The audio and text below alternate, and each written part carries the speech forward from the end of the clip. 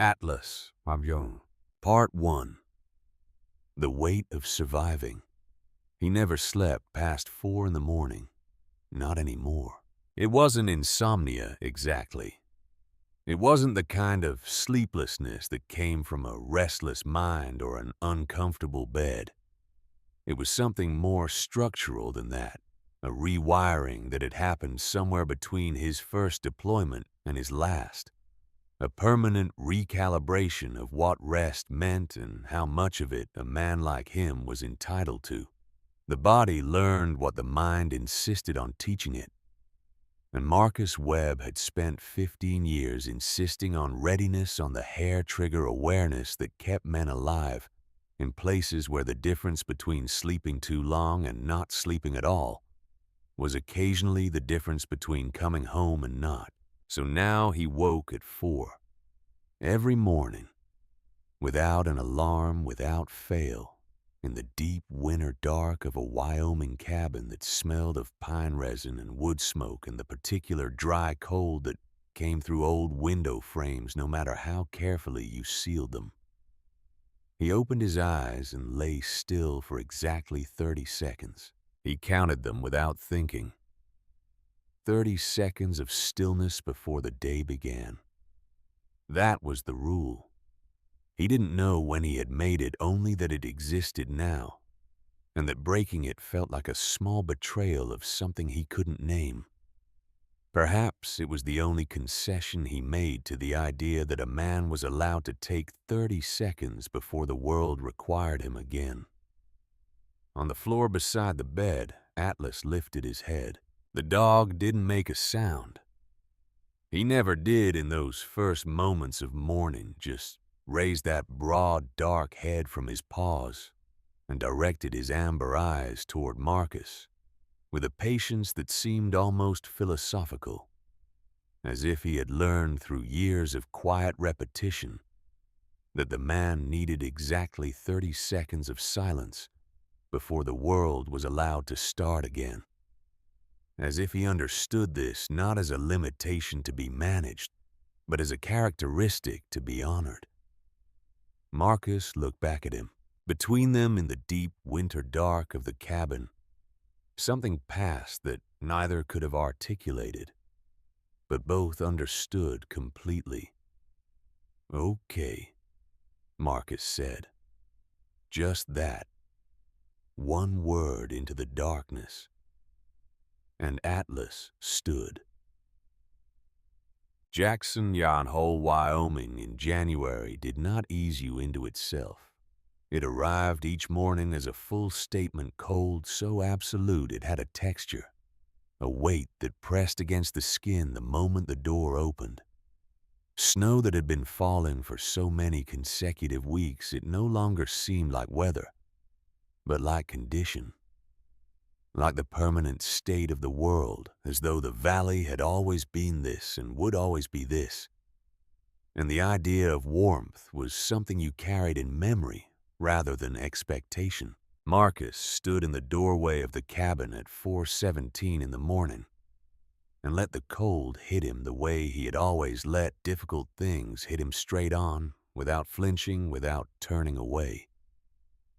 He was wearing his old uniform. Not all of it, just the blouse. U.S. Navy working uniform. Type 3, the AOR-2. Digital camouflage in deep woodland green, worn soft by years of use, maintained with a precision that had long outlasted any practical reason for maintaining it. He wore it sometimes in the mornings. He couldn't fully explain why. It wasn't nostalgia, and he didn't think it was grief, though. Grief was present in the cabin the way certain smells were present. Not always detectable, but never entirely absent. It was something closer to accountability, a way of standing before whatever remained of the man he had been, and refusing to pretend that man no longer existed. Atlas sat at his side in the cold, his thick black and tan coat absorbing the wind without reaction. his gaze moving slowly across the snow-covered landscape, the way a sentry's gaze moves, not searching for anything specific, but cataloging, maintaining awareness, covering the ground with the methodical attention of an animal that had been trained to notice things and had never been trained to stop. Marcus looked at the mountains. They were invisible in the dark, but he knew where they were. He always knew where they were. He had spent enough time in enough places where knowing the position of the high ground was the difference between going home and not going home, that the habit had become permanent, had become as natural as breathing had become. One of those things that would never leave him. No matter how many years passed between now and the last time it had mattered. The last time it had mattered, he stopped himself there, filed it away, closed the door on it the way he closed the cabin door firmly with both hands, making sure it caught. "Let's go," he said to Atlas, and they stepped out into the morning together. The cabin sat at the far edge of a long, narrow road that wound through pine forest before connecting to the outskirts of Jackson Hole proper. Marcus had chosen it for exactly that reason. The distance, the buffer of trees, the sense that there was enough space between himself and other people that no one would arrive accidentally. If someone came to find him, it would have to be deliberate. It would have to mean something. In the 14 months he had lived there, no one had come deliberately. And he had told himself consistently that this was the arrangement he preferred. There was a reason he had come to Jackson Hole specifically, though he rarely examined it directly. Danny Holt had grown up 40 miles east of here, in a small ranching community that no longer existed in any meaningful sense, but that had produced among its few notable exports a man who had become Marcus's closest friend, his operational partner, and the person whose absence had rearranged everything Marcus understood about why he was still alive. Danny had mentioned the valley often not with sentimentality, but with the particular matter-of-fact fondness of someone describing a place that had made them, before they understood that places made you. When Danny was buried here in the small cemetery at the eastern edge of town, Marcus had not planned to stay.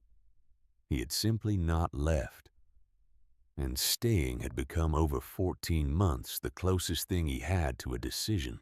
The interior of the cabin was immaculate. This was not a character trait Marcus would have claimed for himself before the Navy, before the teams, before the particular sequence of events that had ended his career and rearranged everything he understood about who he was. But somewhere along the way, order had become a form of survival. Not cleanliness for its own sake, but structure as a counterweight to everything that couldn't be structured.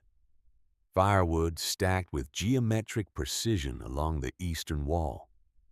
Tools aligned on their hooks with military exactness. The kitchen table set each morning for two. The second place setting an act he performed without examining too closely. The way you perform any ritual whose meaning has become so embedded in the doing of it that the original reason is no longer the point. On a narrow shelf beside the window that faced north, there were two framed photographs. Marcus never placed them facing directly outward. They were angled slightly inward toward each other, as though in private conversation. He told himself this was because the morning light sometimes caused a glare. He had been telling himself this for 14 months. In one photograph, a man stood laughing in full combat gear, somewhere dusty and bright. Afghanistan, though you couldn't be certain from the frame alone. Dark hair cut short, eyes sharp and lit with the particular awareness of a man who trusted the person behind the camera completely. A half smile that suggested he had just said something worth saying. Danny Holt. Marcus had known Danny for 11 years.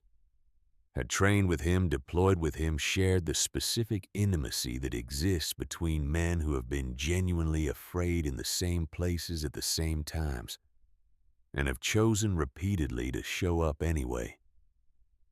Danny was the kind of man who made the people around him better without ever trying to, who carried a natural authority that had nothing to do with rank and everything to do with the way he looked at a problem and the way he looked at you when he was deciding whether you were serious. Marcus had been serious.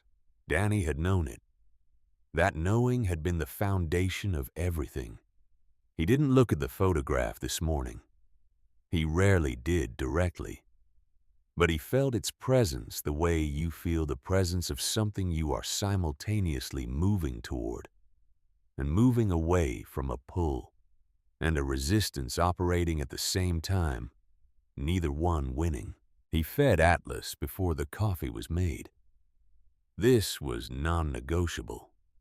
The dog ate first, always, because the dog had needs that were clear and immediate, and Marcus understood what it meant to be responsible for something that couldn't advocate for itself. He measured the food with the same precision he applied to everything else. Not because Atlas required it, but because Marcus did. Then the coffee. Black, strong enough to qualify as a decision. He stood at the window while it brewed and watched the first gray light begin to separate the tree line from the sky. By 6 in the morning, they were moving through town. This was the second half of the routine, the part that existed not just for Marcus, but for the people who had quietly come to rely on his presence without ever saying so. He had not planned to become useful here. It had happened gradually, the way most things happened in small towns. Someone needed something, Marcus happened to be nearby. He did it without being asked, and then it was expected. And then it was simply what was true. He didn't mind.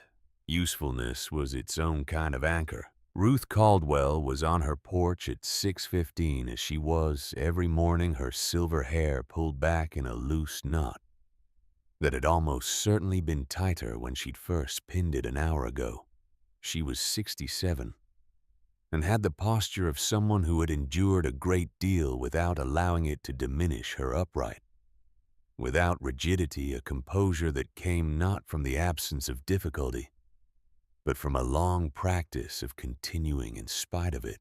Her husband had died 4 years ago, a slow illness, the kind that announces itself early and then takes its time. She had cared for him through all of it, and had been by every visible measure exactly as steady at the end as she had been at the beginning. What it cost her she kept in the private accounting that people who are strong for others rarely show to anyone. She had noticed Marcus the week he arrived. Not the way people notice someone new in a small town, with the mild curiosity of limited novelty, but with the particular attention she reserved for things that required watching. There was something in the way he moved through a space, she had thought. The way a man moves when he has learned that awareness is the price of survival. She had recognized it because she had seen it before in men who came back from places that required that particular education. "Morning, Marcus," she said, her voice carrying just far enough to reach him without disturbing the quiet of the street. He nodded. Brief, genuine. The acknowledgement of a man who meant what he offered, even when he offered very little. Atlas paused at the edge of the property line, oriented his ears toward Ruth. For a moment, then continued on. He had cataloged her long ago, filed her under known safe part of the pattern. He did not ignore her. He simply incorporated her the way a skilled professional incorporates everything relevant into a continuous situational awareness that never fully rests. 2 blocks further, near a weathered fence that listed slightly to the east under the weight of accumulated snow, Declan Morse was crouched over a tangle of rope that was losing an argument with itself. He was 16 tall in the way boys are tall before they grow into it. Limbs that had arrived before the rest of him. A frame that was all potential and not yet function. His dark brown hair was falling across his forehead, and his expression carried the particular mixture of determination and frustration that belongs to someone who refuses to ask for help, but is increasingly aware that they need it. Declan had attached himself to Marcus's orbit with the single-minded focus of a young man who has identified something worth studying and has decided without announcing it to study it. He didn't ask questions directly. He appeared in proximity. He watched. He attempted to replicate. And Marcus, who understood this kind of learning because it was the same kind he had practiced himself under men he respected, had never acknowledged it explicitly, but had never discouraged it either. He stopped at the fence, looked at the rope, looked at Declan.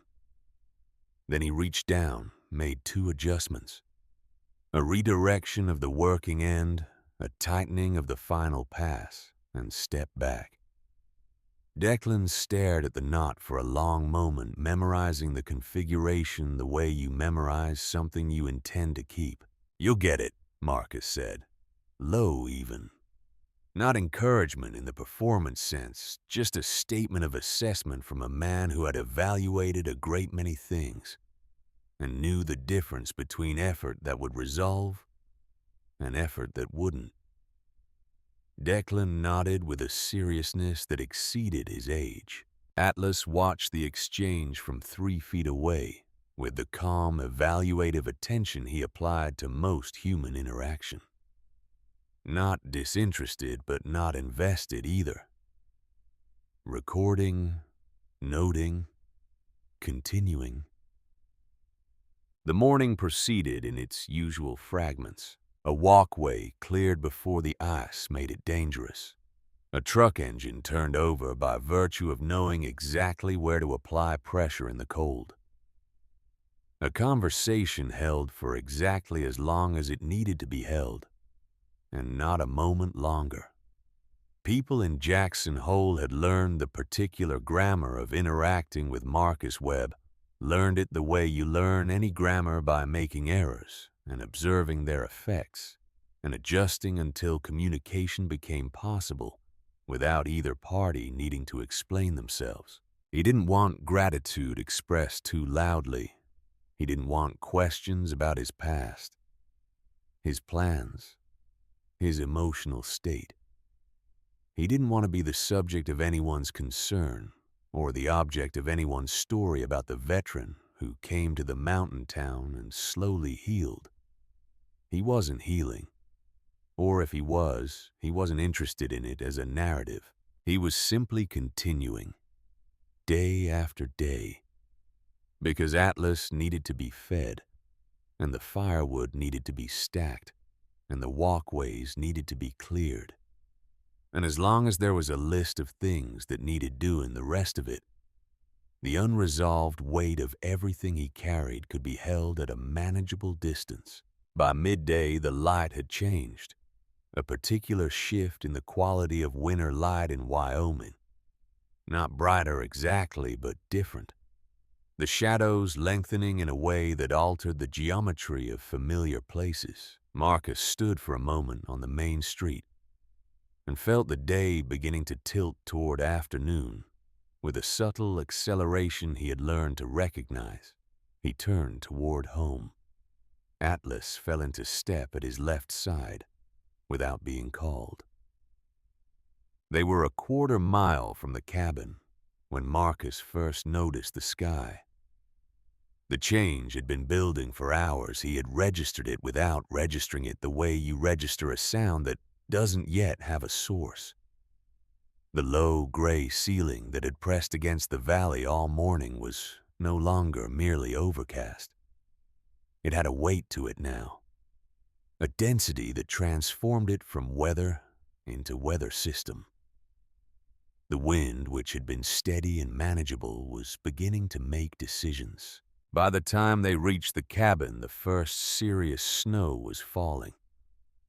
Marcus stood in the doorway and assessed. The assessment of a man who had made life-critical calculations about environmental conditions in places far less forgiving than this. A man who understood viscerally the difference between weather that inconvenienced you and weather that killed you. This was developing into the second category. He should stay in. He knew this. Filed it in the same column as certainties. But Ruth Caldwell had mentioned in passing 3 days ago that the hardware store at the north edge of town would have the particular kind of weatherproofing compound her porch boards needed before the hard freeze came in earnest, and that she had been meaning to get there, but the cold had made the drive difficult. And Marcus had noted this the way he noted all practical problems as something that would be addressed. He had not yet addressed it. He looked at Atlas. Atlas was standing at the door, not sitting standing. His broad chest angled toward Marcus in a way that was subtly but distinctly different from his usual posture. The amber eyes were fixed on Marcus's face with an intensity that exceeded the ordinary morning watchfulness. Something more deliberate in it. Something that pressed. Marcus had seen this before. Not often. The dog communicated primarily through economy. Small signals, minimal redundancy, nothing wasted. When he stood like this, weight-forward gaze locked, it was not nothing. "I'll be back in an hour," Marcus said. He said it as though Atlas had spoken and he was answering. Atlas did not move from the door. Marcus pulled on his gloves, his jacket, his boots. Each action performed with the automatic precision of a man who has suited up for difficult conditions more times than he can easily count. He did not rush. He did not slow down. He moved through the preparation with the same deliberate steadiness he brought to everything. At the door, he paused. Atlas stepped forward, placed himself directly in Marcus's path with the particular quality of a dog who is not asking, who is in whatever language is available to him stating. Marcus looked at him for a long moment. Something in him registered the communication, noted it, filed it. "Stay," he said. One word. The command clean and absolute. The way all the commands between them had been forged through 10,000 repetitions, through the kind of trust that only accumulates over years of consistent mutual reliability. Atlas sat. Because that was what the bond required.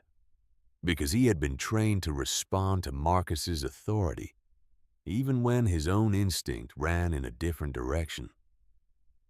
He sat, and he watched, and his gaze held on to Marcus as the man turned away and walked to the truck with the certainty of someone who has weighed the options and made a decision.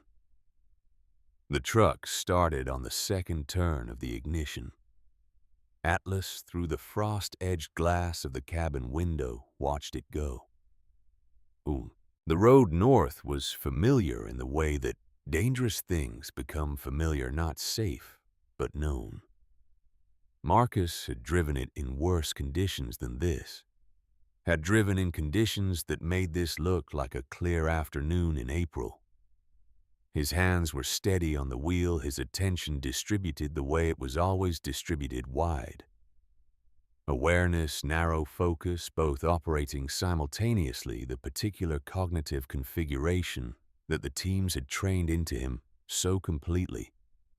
It had become the default architecture of how he moved through any environment. The storm was intensifying faster than he had calculated. Visibility had dropped by half in the time it took to cover the first 2 miles. The wind was no longer making decisions it had committed.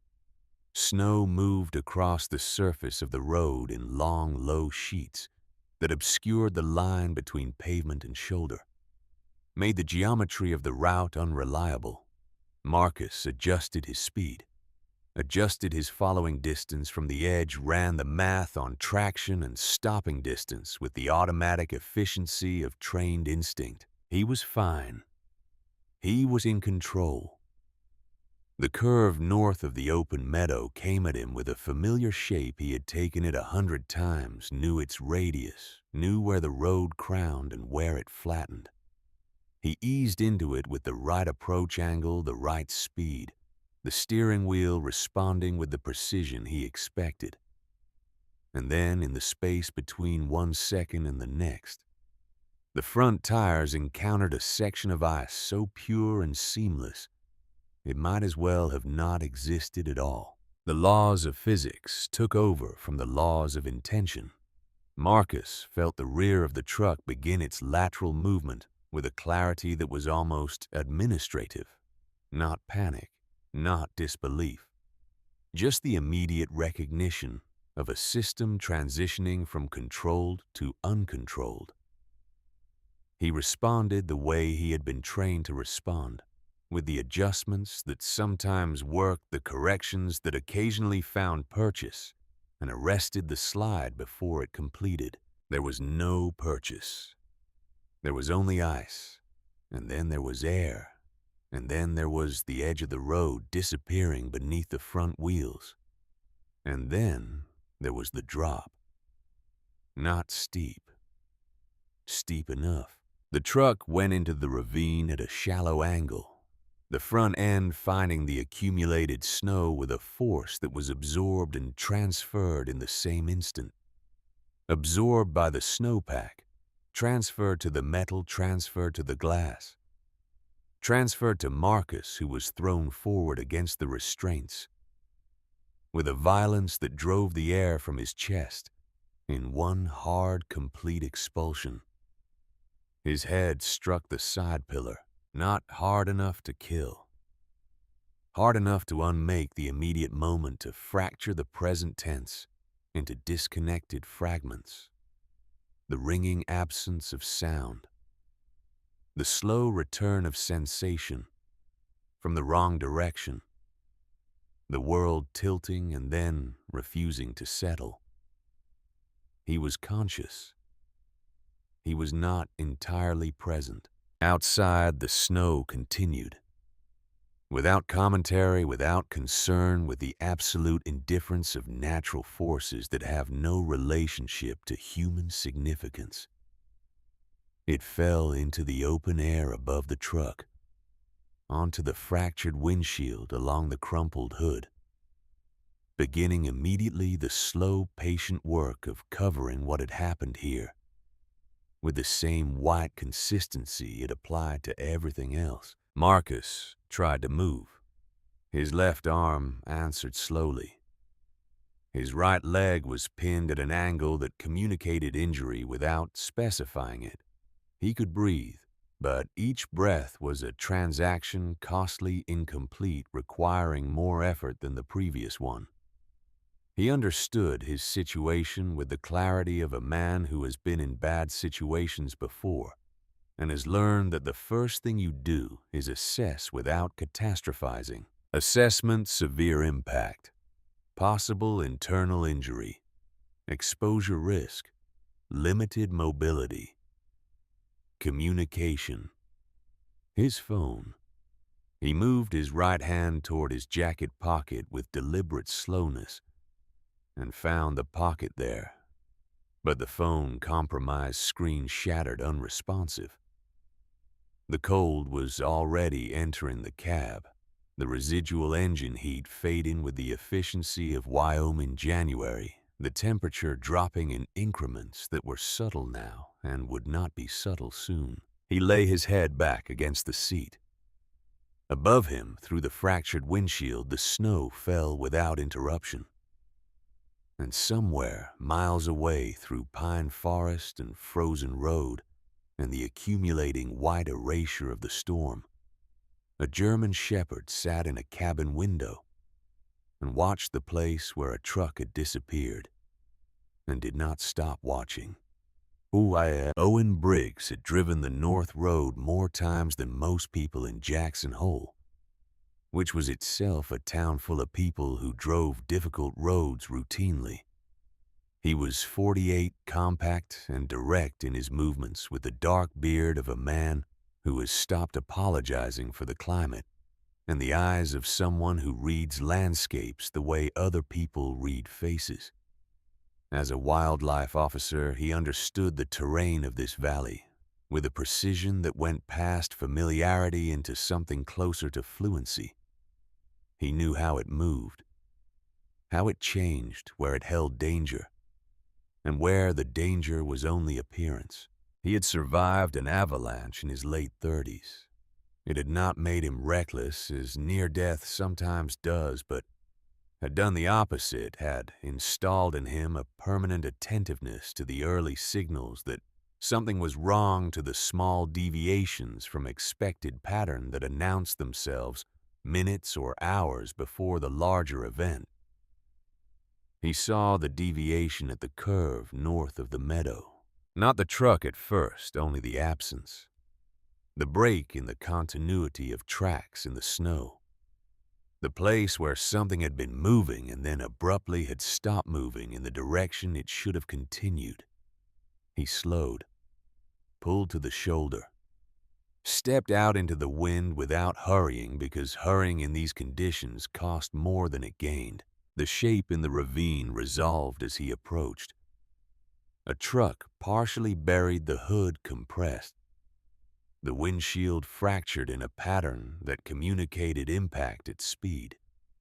He reached for his radio. "Dispatch Briggs, I've got a vehicle off the road, North Highway, approximately 4 miles past the Meadow Junction. Need medical, need it now." He was already moving down the slope as he said it, his boots finding purchase in the packed snow, his attention narrowing onto the cab, where he could make out a figure that was not moving in the right way. He cleared the driver's side door with his forearm, pulled it open against the weight of compacted snow. Marcus's eyes opened, unfocused at first, the eyes of a man returning from a distance.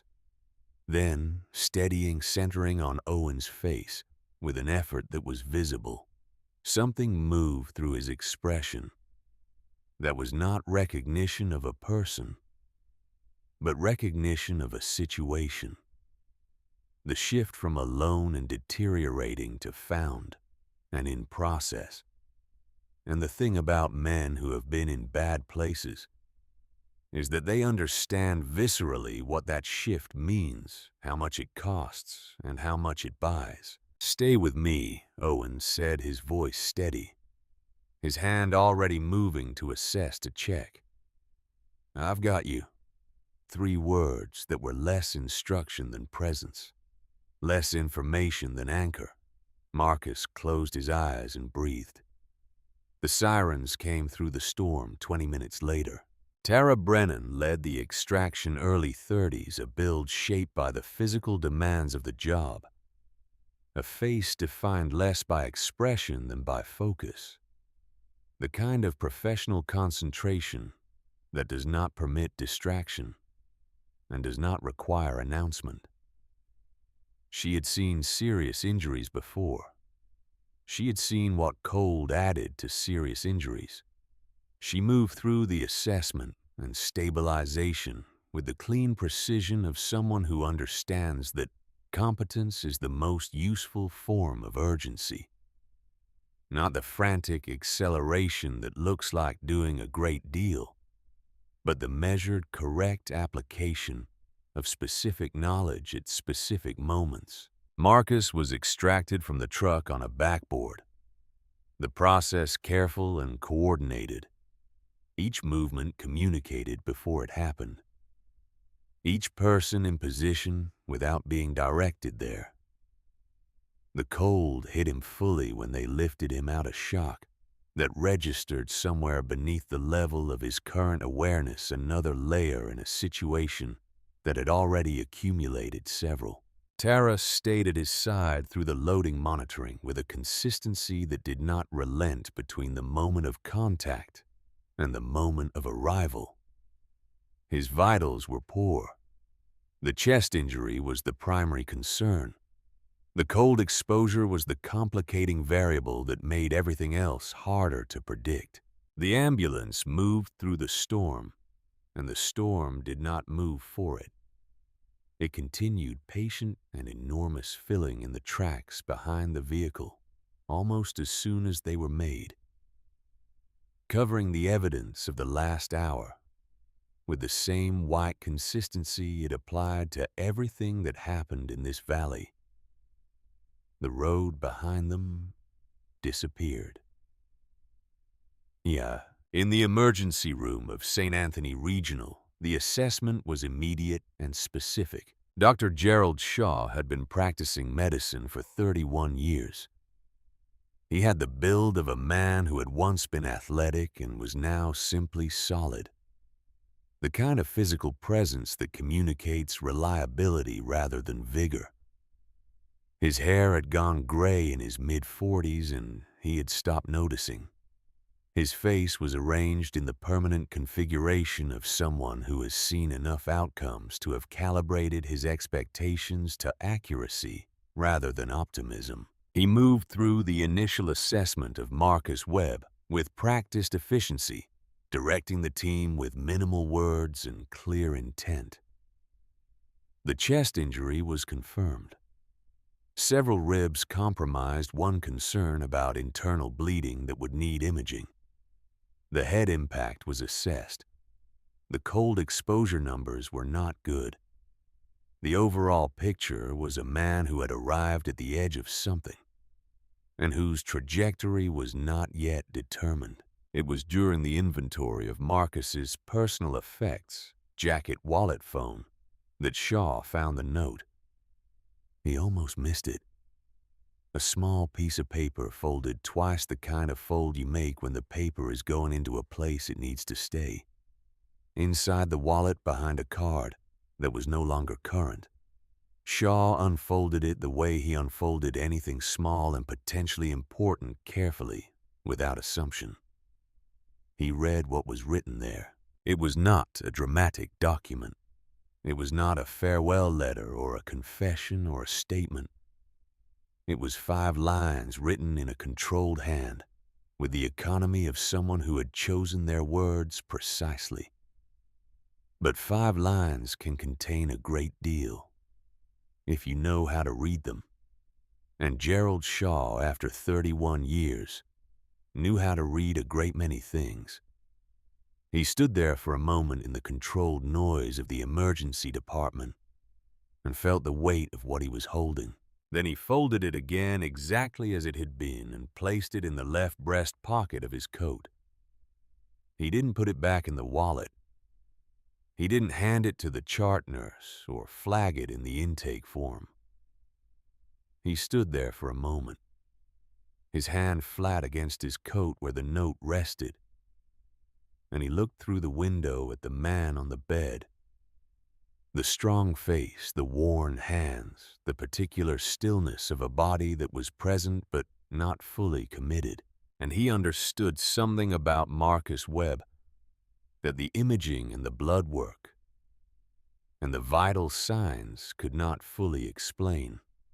This man was not fighting to come back, not because he lacked the physical resources for it, though those resources were severely strained, but because somewhere in the architecture of him, the decision about whether to make the return had not yet been made, could not be made from here, from this side of consciousness, from this particular exile, from the ordinary terms of living. Shaw turned away from the window, continued the work, directed the team with the same measured precision as before. But the note stayed in his pocket. and the man on the bed stayed in his peripheral awareness in a way that was different from the clinical attention of monitoring something more personal than protocol, though Shaw would not have used that word for it. Something was different about this one. Yeah, back at the cabin, miles of storm and pine forest and frozen road away, the light was fading. Atlas had not moved from the window. He had eaten nothing from the bowl that sat against the wall. He had made no sound, performed none of the ordinary behaviors of a dog settling into an evening without its owner. No circling, no finding a position, no slow accommodation to the changed circumstances. He sat in the window with the precise, sustained attention of a trained animal who has identified a problem and is refusing to release it until the problem is resolved. The darkness thickened. The storm made the darkness absolute, no moonlight, no star scatter, just the featureless black of a Wyoming winter night with heavy cloud cover and visibility measured in feet. Inside the cabin, the fire was dying. The temperature was dropping in increments. The second place at the table remained set. Atlas sat in the window. The minutes accumulated without resolution. And then Ruth Caldwell and Declan Morse arrived, their voices moving through the space in patterns Atlas recognized as concern without being able to assign language to the recognition. They searched the cabin. They spoke his name. They found the truck tracks leading away but not returning. Declan said something about an accident on the North Road.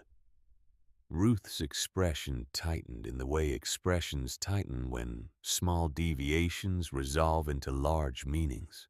They stayed for a time, and then they left.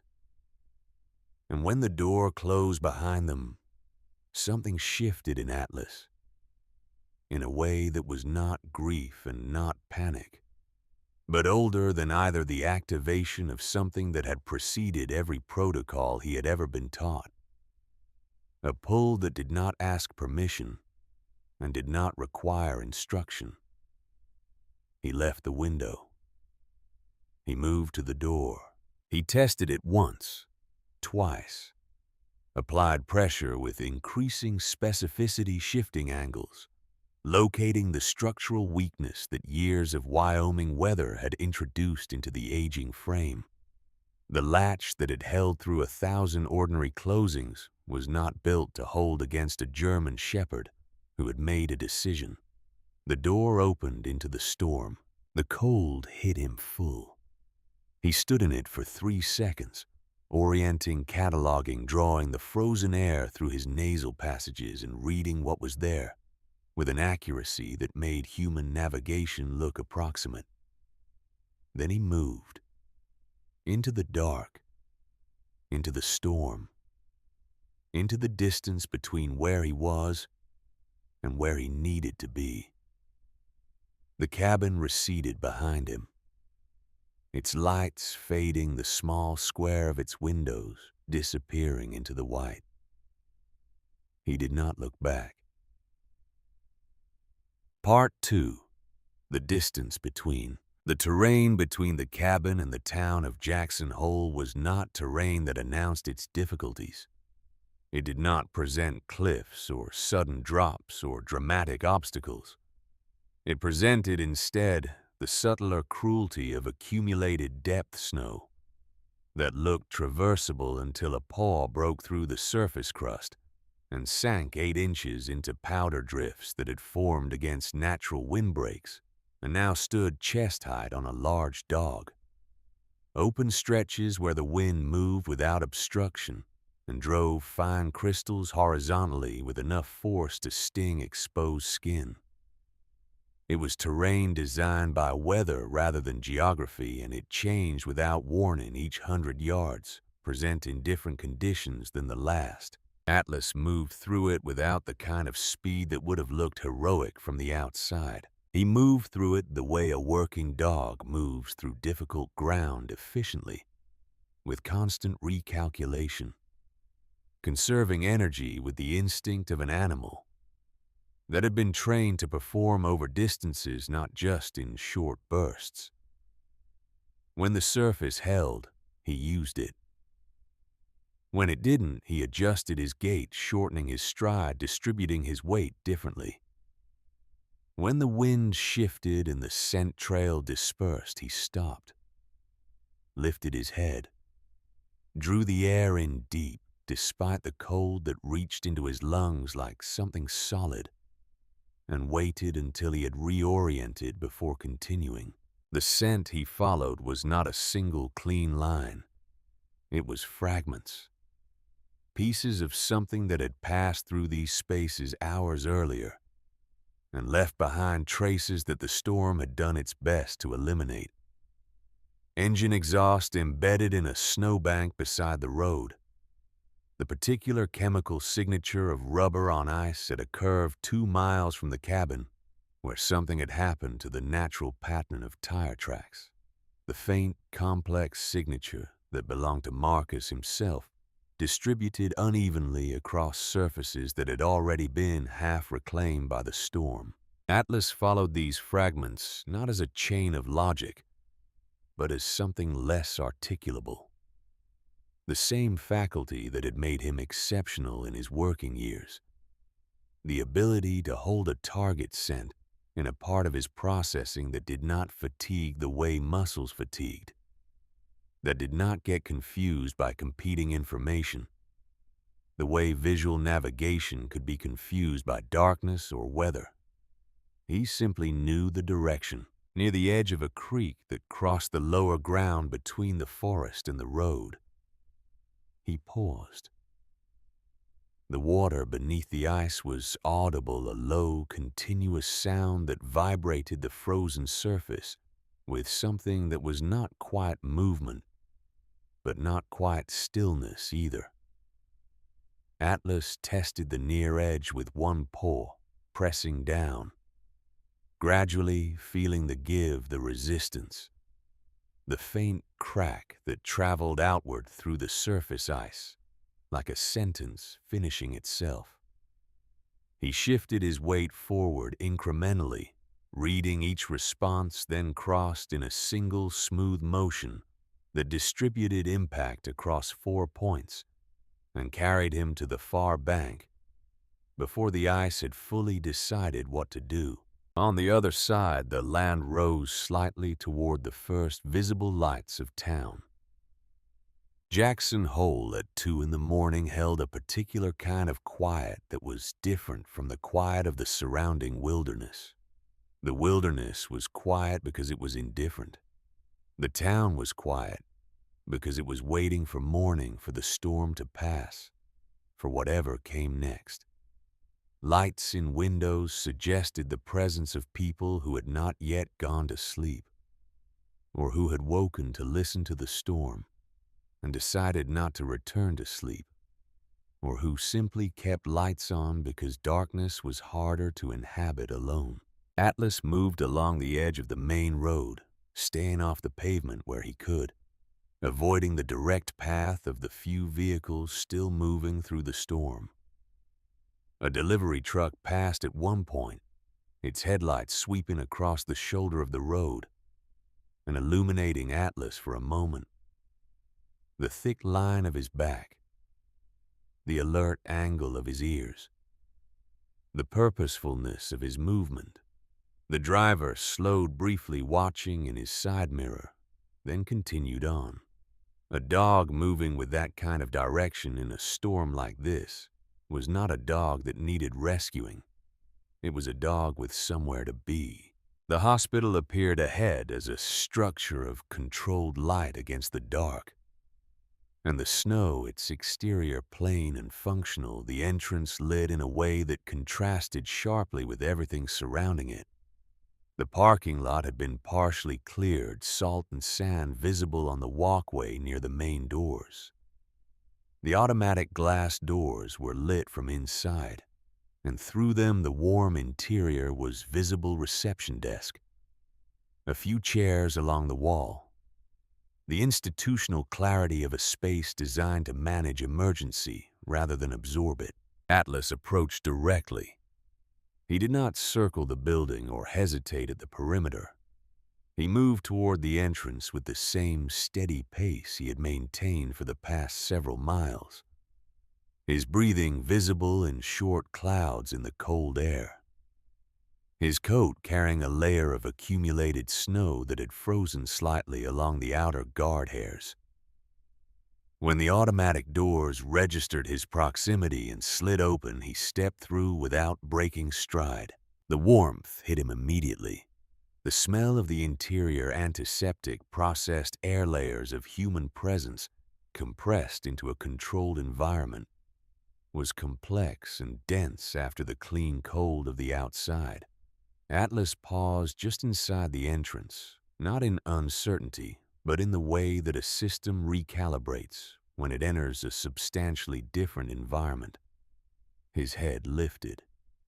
His nostrils worked through the layers of competing scent with the focused efficiency of an animal processing information rather than experiencing it. Beneath the antiseptic and the floor cleaner and the particular smell of equipment and recycled air, something reached him, faint but recognizable. The scent that had carried him across miles of frozen terrain, broken and scattered as it was present now, in a form that was not a fragment, but a direction. Marcus was here. Somewhere past these walls, further in the part of the building that pulled the scent toward a specific point. Frank Donovan saw him within seconds. Frank Donovan had been working hospital security for 11 years. And before that, he had spent 8 years in a uniform that mattered more to him than any job description ever had. He was 58 years old, broad across the shoulders in a way that had softened only slightly with the years, his hair gray and cropped. Close his face, carrying the particular expression of a man who had learned to read situations before they developed into problems. He had served in the Gulf War 2 deployments, the second one longer than the first, both of them leaving him with things he did not discuss, and a disposition toward orderliness that his wife had occasionally described as excessive, and that he had never found a reason to argue with. He stepped forward immediately when Atlas came through the door, his posture shifting from the idle alertness of a slow overnight shift to the focused readiness of someone who had a protocol to follow. "Hey," he said, his voice carrying authority without aggression. "No animals inside." He moved into Atlas's path, placing himself between the dog and the interior of the building. His right hand extended slightly in a gesture that was half stop signal and half the instinctive preparation to make contact if necessary. Atlas stopped. He did not retreat. He did not lower his head or shift his body into any posture that communicated submission or anxiety. He simply stopped, stood, and looked at Frank Donovan with the level, measuring gaze that had unsettled handlers who encountered him for the first time, and impressed the ones who worked with him long enough to understand what it meant. It was not an aggressive look. It was an assessment. Atlas was determining what kind of obstacle this was and what the most efficient response to it would be. Frank reached for the collar, his hand closed around it, thick leather, worn smooth in places by years of use, and he had already begun to turn, intending to guide the dog back toward the entrance, when his fingers found the tag. He had expected a standard identification tag, the kind that carried a name and a phone number, the ordinary identification of a domestic animal. What his fingers found instead was different in shape, different in weight.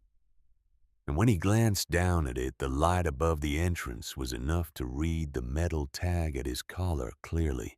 He read it twice. Military working dog. Unit designation. Years of service. the specific series of numbers and letters that identified a working animal who had been trained at Lackland Air Force Base in Texas and deployed in support of operations in Afghanistan. Frank Donovan released the collar. He stood there for a moment with his hand at his side. The dog had not moved. It was still looking at him with that same steady, measuring gaze. And Frank was aware in the way that men who have been in certain places are aware of things that are difficult to articulate to people who haven't. That what he was looking at was not a lost pet and not a stray and not a problem that could be managed by guiding it back outside and returning to his post. He thought about something he had not thought about in a long time. A specific morning early before the light had fully arrived, when the man beside him in a vehicle that was moving too fast through an environment that had become suddenly hostile had looked at him and said nothing, and that had been enough. Some things were enough without words. Some things did not require explanation to be understood by the people positioned to understand them. Frank looked away. He turned and walked back toward the reception desk with deliberate, unhurried steps, positioning himself at an angle that placed the entrance corridor outside his direct line of sight. He picked up the clipboard on the desk and became very interested in it. Atlas walked past him into the hospital. The interior of the building had its own geography, and Atlas moved through it with the methodical patience of an animal operating on information rather than instinct alone. The scent he was following was present but diffuse, dispersed through ventilation systems and corridors, and the accumulated olfactory noise of a building full of people and equipment. He did not rush. He moved along the edges of hallways close to walls, his nails making minimal sound on the polished floors, his body staying low enough not to draw immediate attention from staff moving with the focused purposefulness of people managing the second half of a long overnight shift. He passed through the main corridor without incident, turned left at a junction where the smell of his target grew marginally stronger, past a nurse's station where two people were reviewing paperwork and did not look up, moved through a set of double doors that had been propped slightly open with a doorstop, the kind of small operational convenience that accumulates in any working building at 2 a.m, when the full protocol of daytime hours relaxes into the more improvised rhythms of overnight. He was halfway down the corridor that led to the ICU wing when Leah Whitfield saw him. Leah Whitfield was 31 years old and had been a nurse for 7 of those years, the last 4 of them in critical care. She had the slender build and composed posture of someone who had learned to manage the physical and emotional demands of the work by becoming very precise about what she allowed to distract her during a shift and what she did not. Her hair was light brown, pulled back in a practical knot. She had a habit of reviewing charts while walking a multitasking approach born less from efficiency than from the fact that standing still made her feel like she was falling behind. She looked up from the chart she was holding and saw Atlas standing in the corridor. He was not moving toward her. He was not moving away. He was simply present the way certain things are present that have not been placed there by any of the ordinary processes that govern where things end up. His large frame occupying the hallway, with a stillness that was somehow more arresting than movement would have been.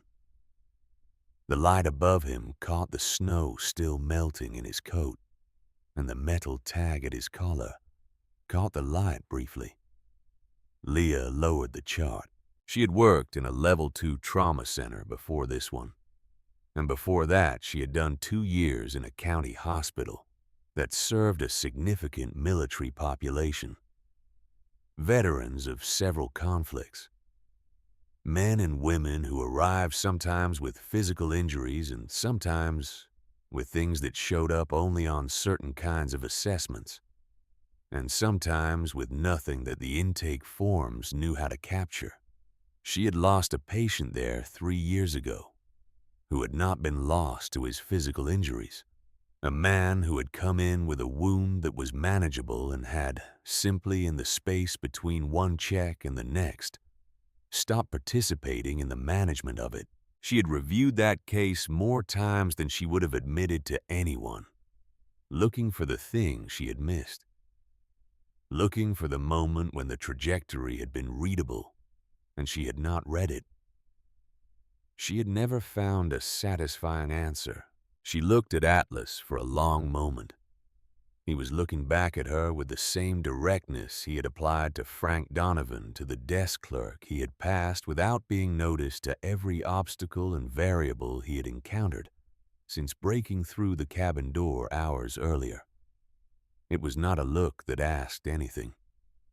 It was a look that had already made its decision and was simply acknowledging the presence of another factor that would need to be accounted for. "You're not supposed to be here," Leah said. Her voice was quiet. There was no alarm in it. Atlas held her gaze for a fraction of a second. Not a response, more, an acknowledgement. And then he turned and continued down the corridor with the same measured pace. Leah watched him go. She could call security. She could follow him and redirect him toward the exit. She could do what the policy required, which was to treat the presence of an animal in a clinical area as a contamination risk and a liability issue, and manage it accordingly. She stood in the corridor for another moment, the chart still in her hand. Then she walked after him.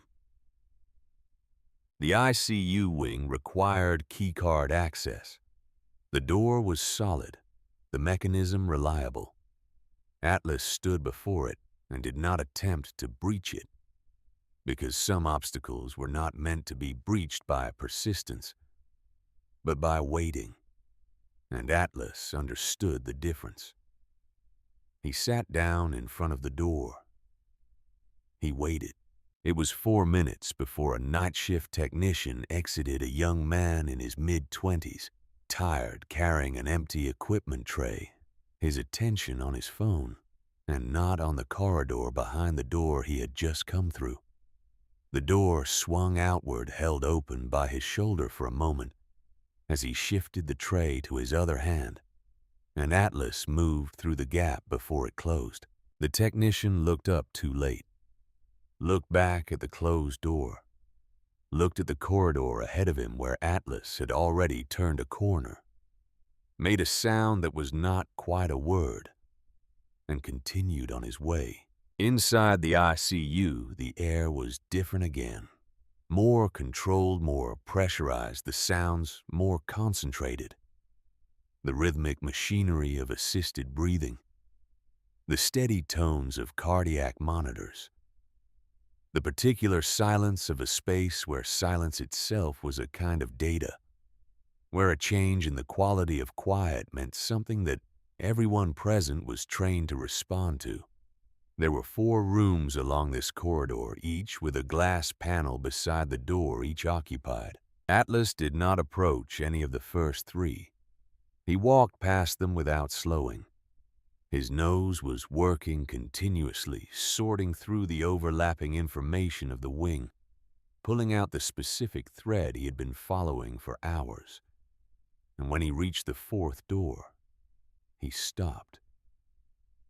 He stood outside it for a moment, not in uncertainty, in arrival. The recognition was not dramatic. It did not announce itself. It was simply the cessation of the particular quality of forward motion that had defined everything Atlas had done since leaving the cabin.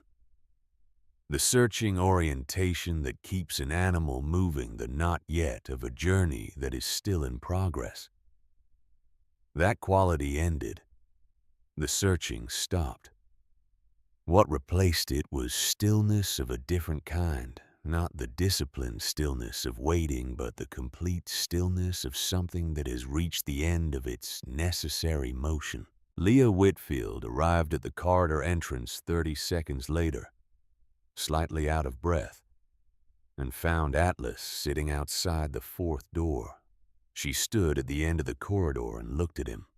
Then she walked forward slowly and looked through the glass panel at the patient inside. Marcus Webb lay in the bed with the composed, uninhabited look of someone whose body was being maintained from the outside. The machinery around him, doing the work his own systems were performing inadequately or not at all. The readings on the monitors visible through the glass were not the readings of a patient trending toward recovery. Dr. Nora Vance was on the other side of the glass, standing near the foot of the bed, with her arms folded across her chest, her attention moving between the displays and the patient with the focused, unsatisfied expression of someone who had been asking a question for hours and had not yet received an answer she could work with. Dr. Gerald Shaw stood near the window slightly further back, his posture carrying a different quality, not the active dissatisfaction of Nora's engagement, but the heavier stillness of a man who had arrived at a conclusion he did not particularly want to have arrived at. Leah looked at Atlas. Atlas was not looking at her. He was looking at the door. Leah reached out and opened it. Atlas entered the room the way he had navigated the entire journey from the cabin to this point, without excess motion, without sound that wasn't necessary, with the complete attention of an animal that has filtered everything else out and retained only the thing that matters. Dr. Nora Vance turned at the sound of the door. She was 38 years old and had spent the last 12 of them in critical care, and she had developed in that time an automatic evaluative response to unexpected changes in her environment that processed threat assessment faster than conscious thought. She registered Atlas, the size, the movement, the direction of travel, and had already begun to formulate a response when something in the specific quality of what she was seeing caused her to pause. The dog was not erratic. It was not anxious or aggressive or confused. It moved through her space with a deliberateness that she recognized in some portion of her processing as purposeful. She did not speak. Dr. Shaw turned a moment later and said, "What?" and stopped. Atlas had reached the bed. He did not jump. He did not make any abrupt motion.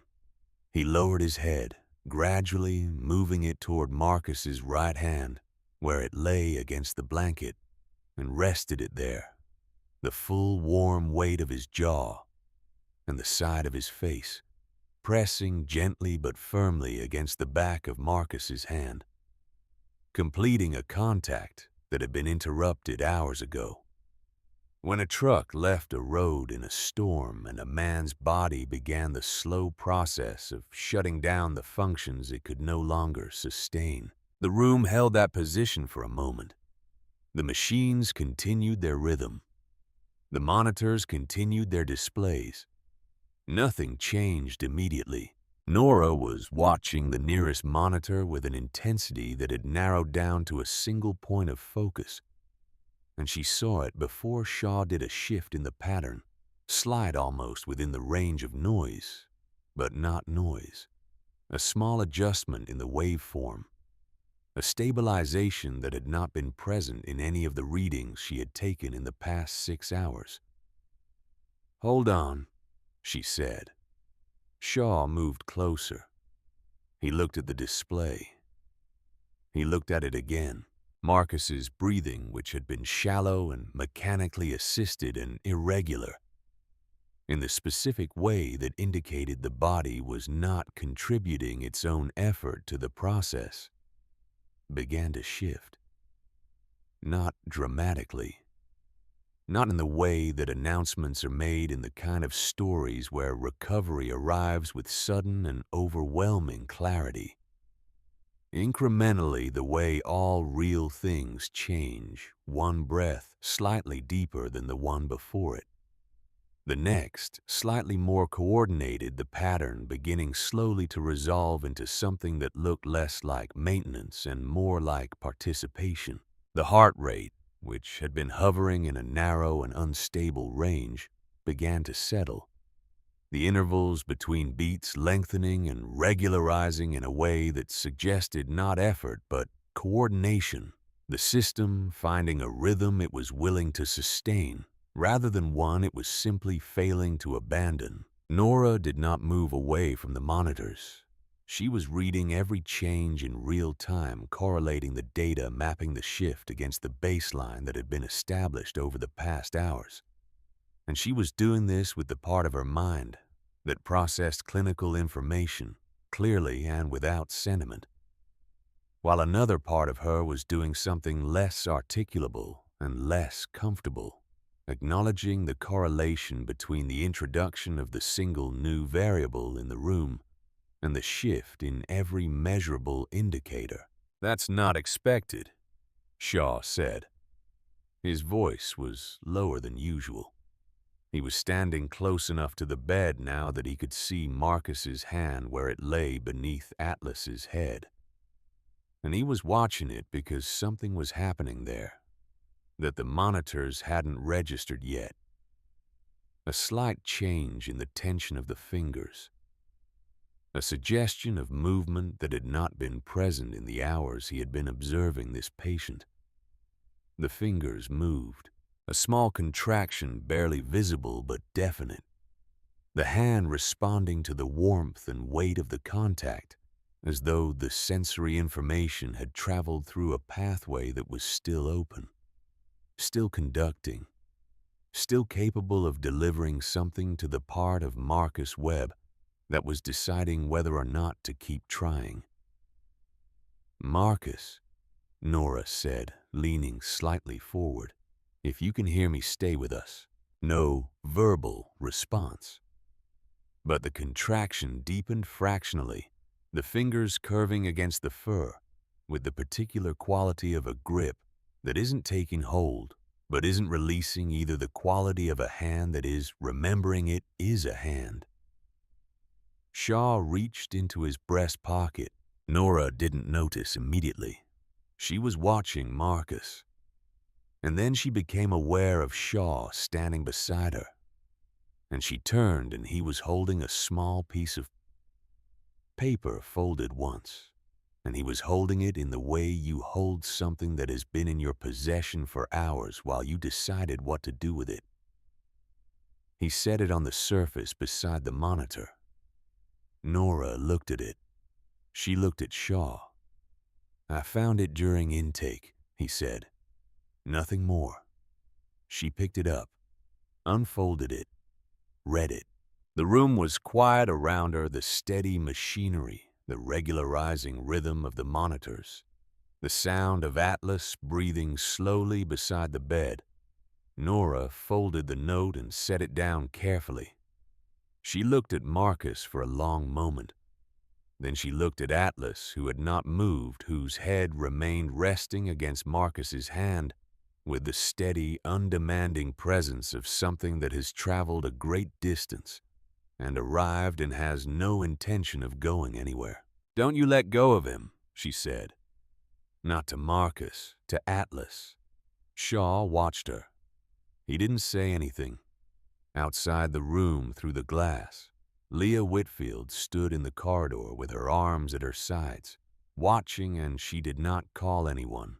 And she did not reach for her phone, and she did not do any of the things that protocol had trained her to do in a situation that protocol had not been designed to address. The monitors continued their readings.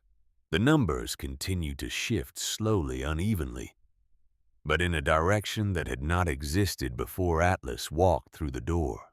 Nora watched each change and said nothing because there was nothing to say that the numbers were not already saying more precisely. Shaw remained where he was, close to the window, his broad frame very still looking at a patient he had spent the last 6 hours quietly recalibrating his expectations about. The note was on the surface beside him, folded neatly. He would not leave it there. He would keep it.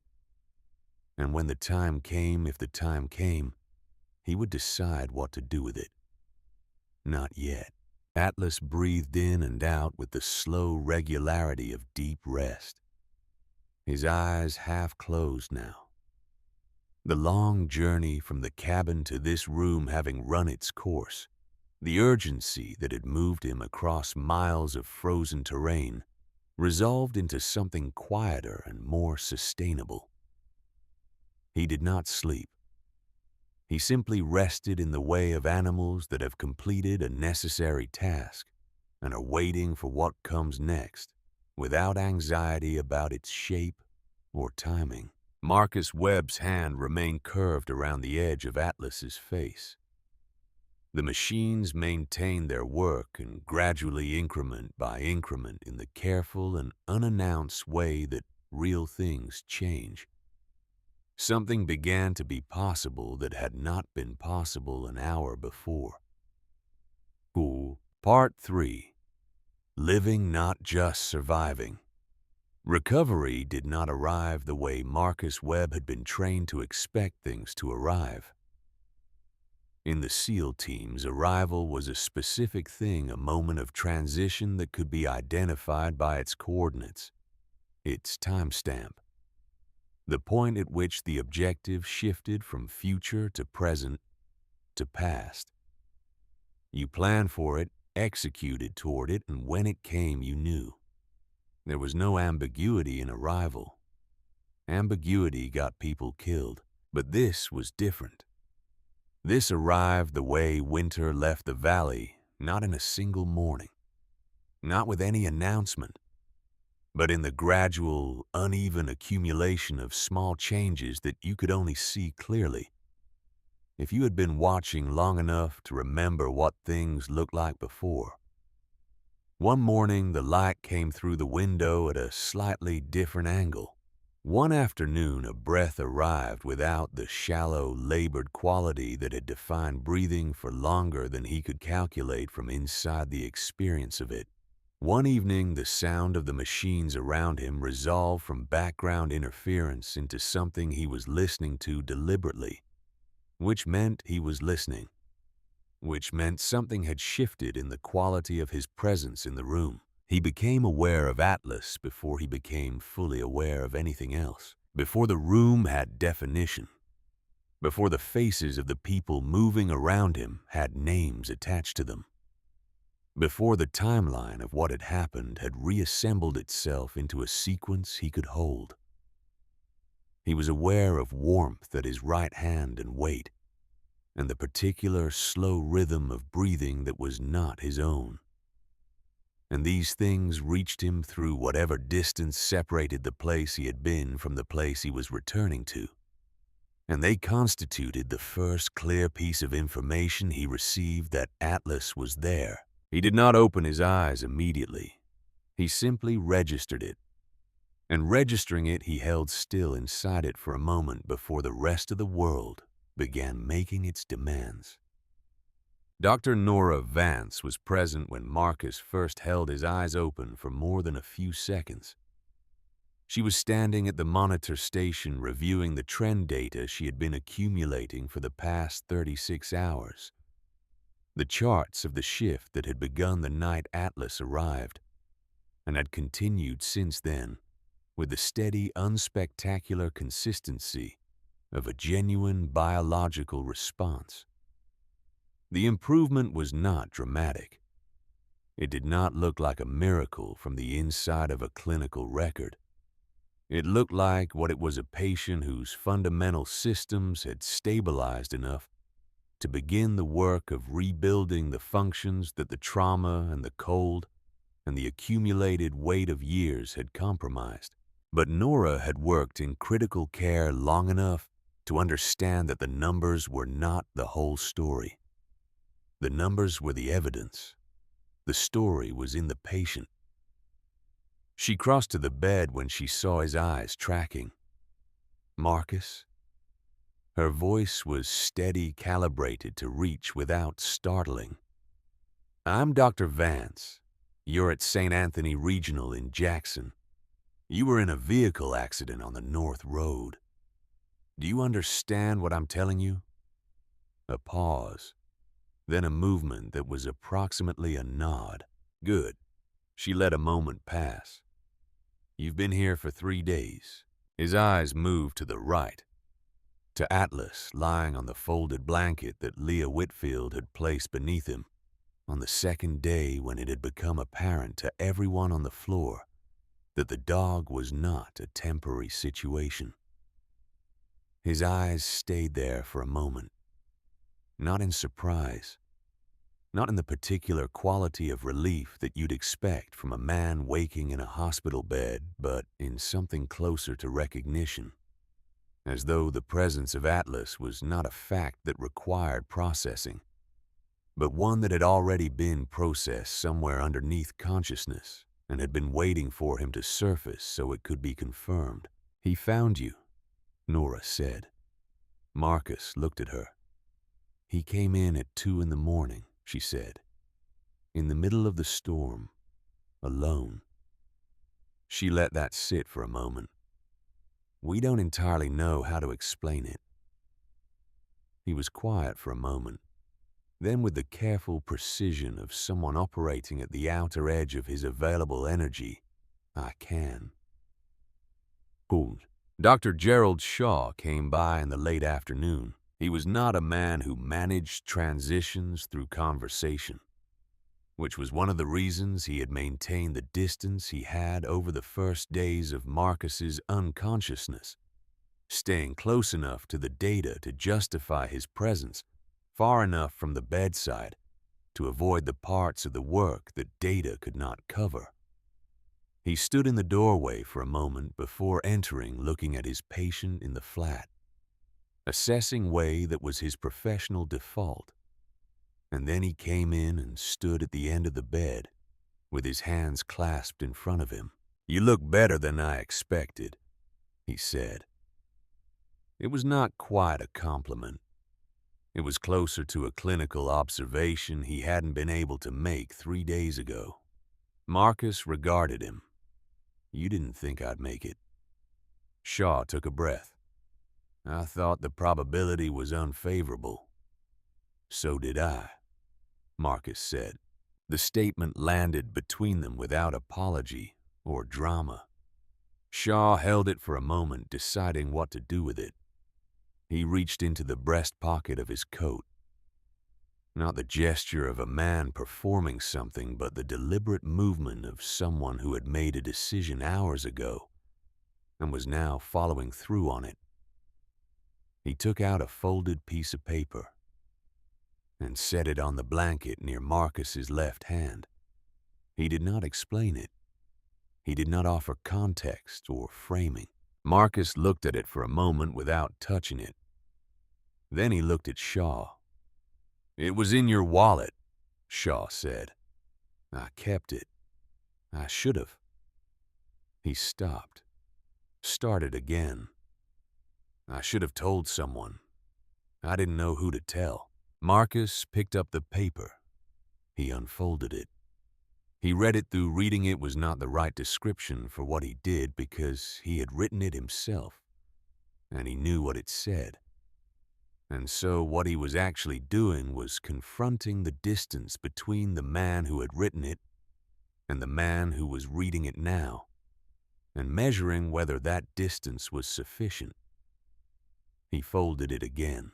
"The dog changed something," Shaw said. He did not say it as a clinical conclusion.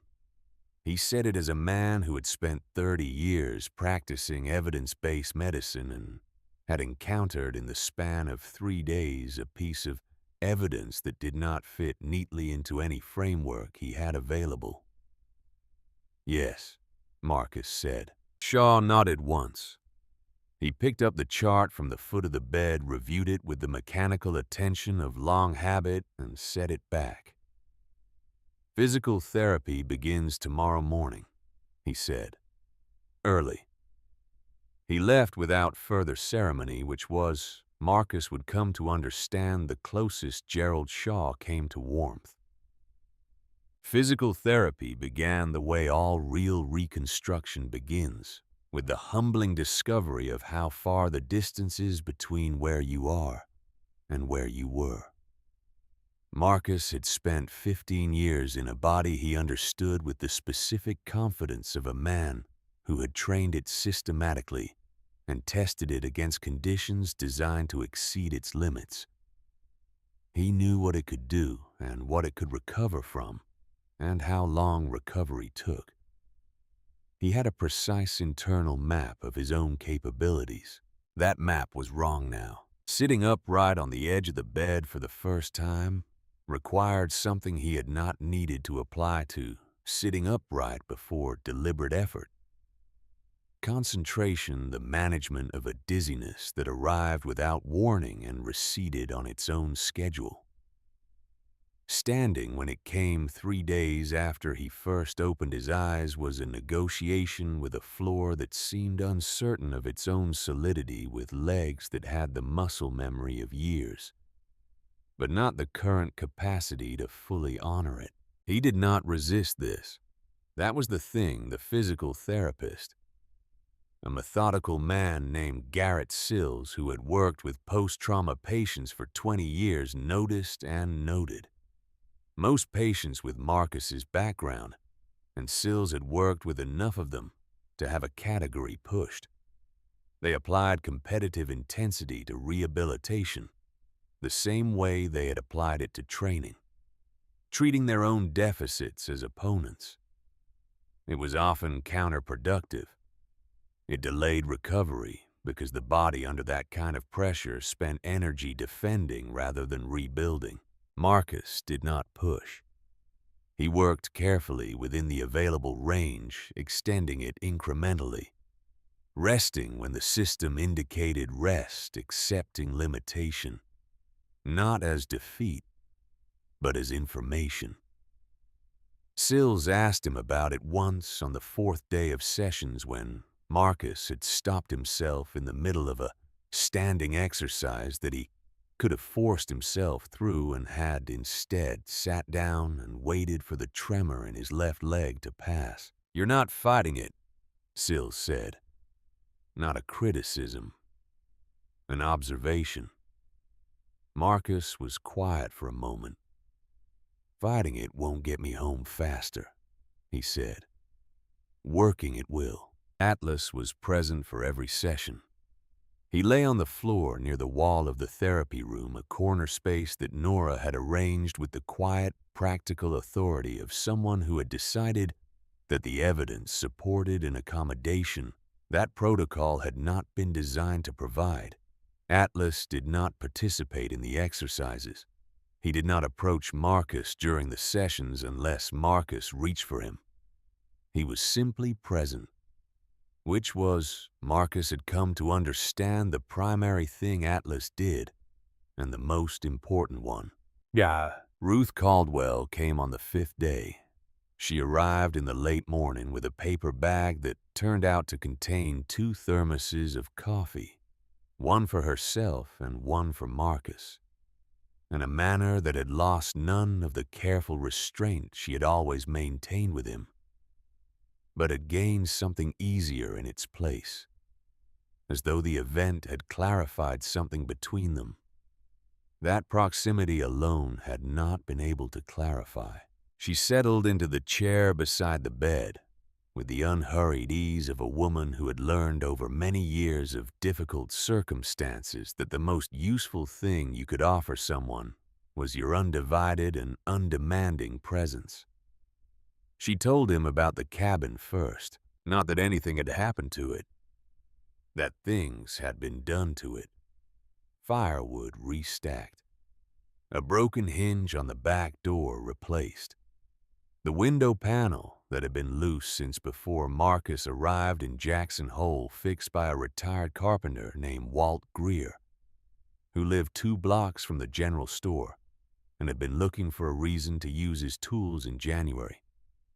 The shelves, stocked by a small and apparently self-organizing effort among people who had, over the months of Marcus's residence in their town, developed a quiet collective investment in his continued existence. "They didn't want you coming back to nothing," Ruth said. Marcus held his coffee and looked at the window for a moment. Outside, the storm that had nearly killed him had long since passed, leaving behind the particular clean brightness of a Wyoming winter morning that had no memory of the weather that had produced it. "I don't know how to," he began. "You don't have to," Ruth said. "That's the point." She turned her head slightly, regarding him with the patient sideways attention she had always used when approaching something that mattered. People do things because they want to, not because they expect something back. That's not something you need to manage. He looked at her, Ruth Caldwell, 67 years old, who had lost a husband to a slow winter illness years ago and had continued living in the house they had shared and had not moved away and had not stopped watching the street in the mornings. Not because she was waiting for her husband to return, but because watching the street had become a way of remaining connected to the particular texture of a life that included other people. "You've been to the grave," Marcus said. It was not a question. Ruth did not look away. "Every week," she said, "since you came to town." He absorbed that. "Why?" She was quiet for a moment. "Because no one else was," she said. "And because it seemed like the kind of thing that shouldn't go undone." Yeah, Declan Morse appeared the following day with the barely contained energy of a 16-year-old who had been told to act calm and was applying maximum effort to the attempt. He was wearing a jacket 2 sizes too large for his lean frame and carrying, for reasons that were not immediately clear, a length of rope the same type Marcus had corrected him on at the fence weeks ago. He stood at the foot of the bed for a moment, visibly recalibrating his prepared opening. "I've been practicing," he said, finally holding up the rope with a combination of pride and challenge that was entirely specific to his age. Marcus looked at it. "Show me." Declan worked the knot with the careful concentration of someone who had practiced the motion enough times that it was becoming automatic, but had not yet reached the stage where it was fully trusted. He tightened it, checked the hold, and looked up. Marcus studied the result. "Better," he said. "You're still rushing the final pass. Slow down on that part." Declan looked at the knot with the focused dissatisfaction of someone who could now see the flaw that had been pointed out. "Okay," he said. He undid it and started again. They spent 20 minutes on it. Marcus directed from the bed, his voice low and specific, correcting without taking over, pointing to the problem, and then leaving space for Declan to solve it. Declan worked through the correction with the seriousness of someone who had decided that learning this particular thing from this particular person mattered beyond the practical utility of the skill itself. When he got it clean, he looked up with an expression that was trying not to be as pleased as it was. "That's it," Marcus said. Atlas lifted his head from his position near the wall, regarded Declan for a moment with calm appraisal, and then lowered it again. "Does he actually understand what's happening?" Declan asked, nodding toward Atlas. "More than you'd think," Marcus said. Declan looked at Atlas for a moment with the particular thoughtfulness of a teenager. who had just been given information that was rearranging something in his internal framework. Then he looked back at Marcus. He really came all that way in the storm by himself. Apparently, Declan was quiet for a moment. He searched for the word. That's something.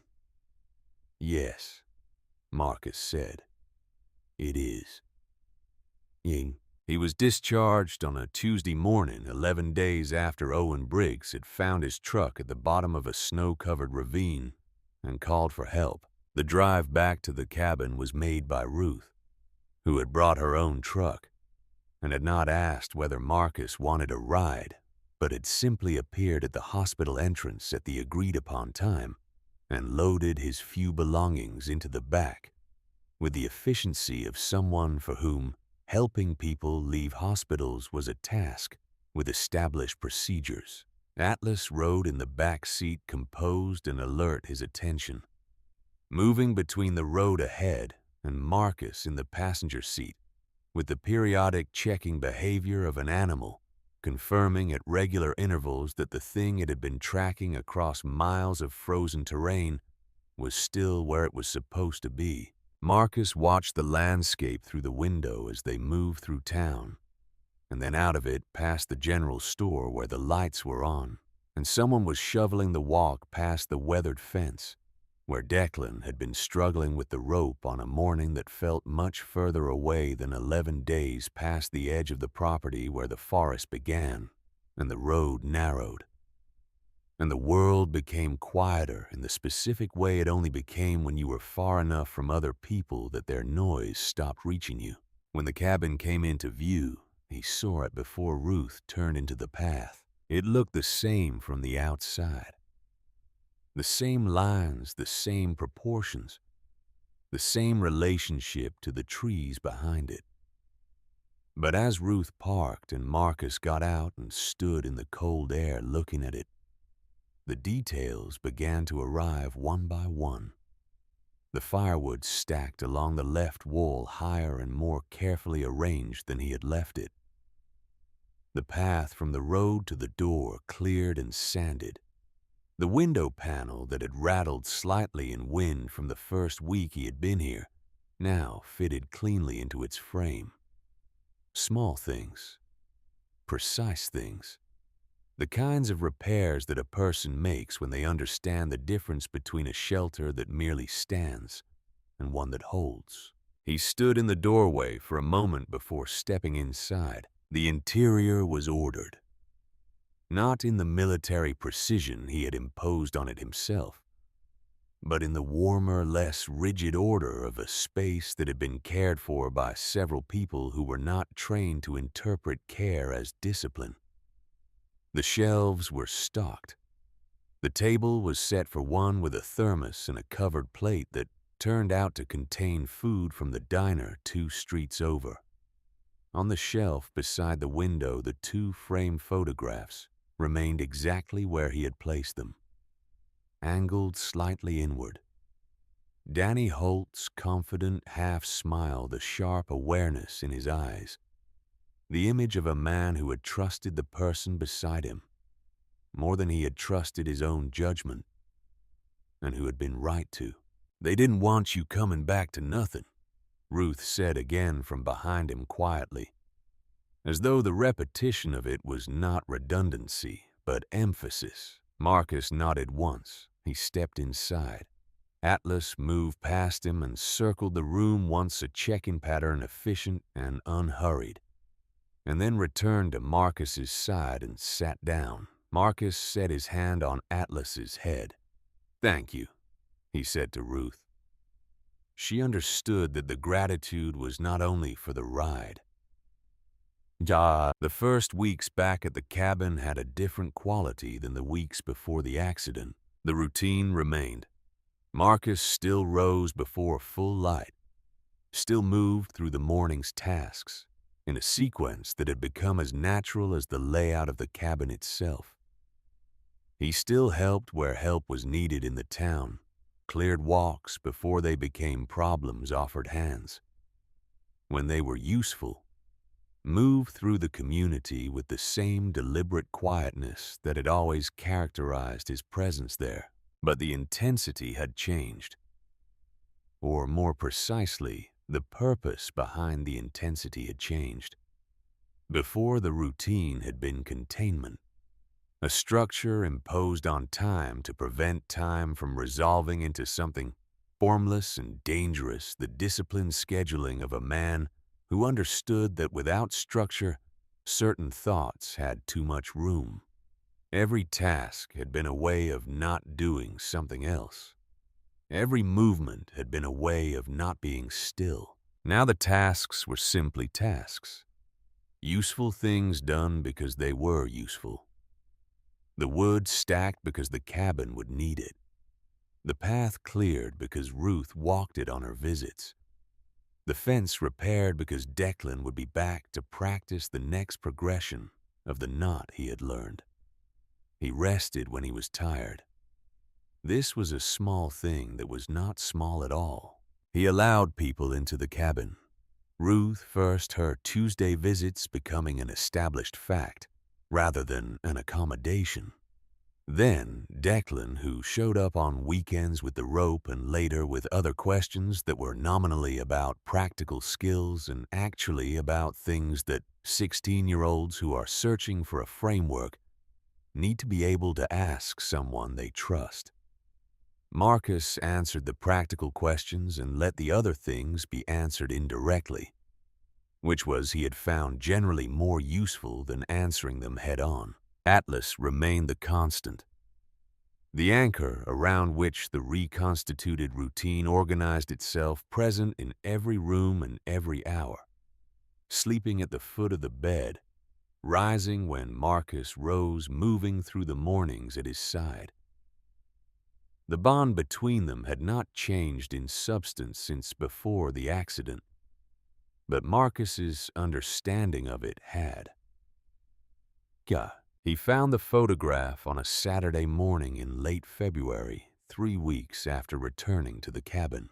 He had been working through the military storage box, a fireproof container he had brought from his last posting, and had never fully unpacked its contents, representing the accumulation of a career in the way that certain boxes do, carrying things that had seemed important at specific moments and had been placed somewhere secure, and then not retrieved because retrieving them required spending time with the moments that had produced them. He was looking for a specific document, his discharge paperwork which he needed for a benefits form Nora Vance's office had sent him.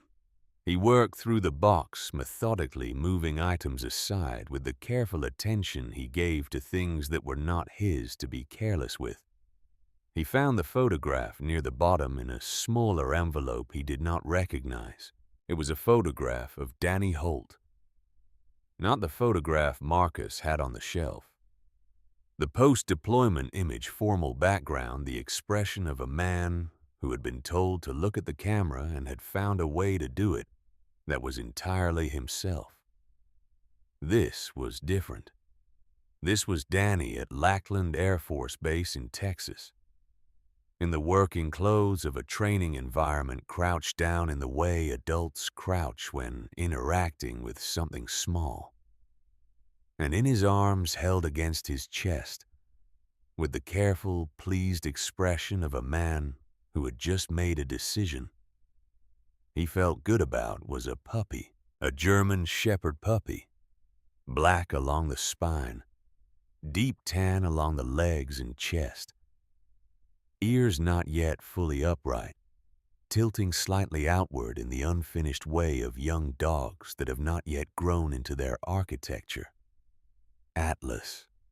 Marcus sat down on the floor of the cabin beside the open box. He looked at the photograph for a long time. Then he looked at Atlas, who had been watching him from across the room with the patient, measuring attention that was always present when Marcus was doing something that had changed the quality of the air.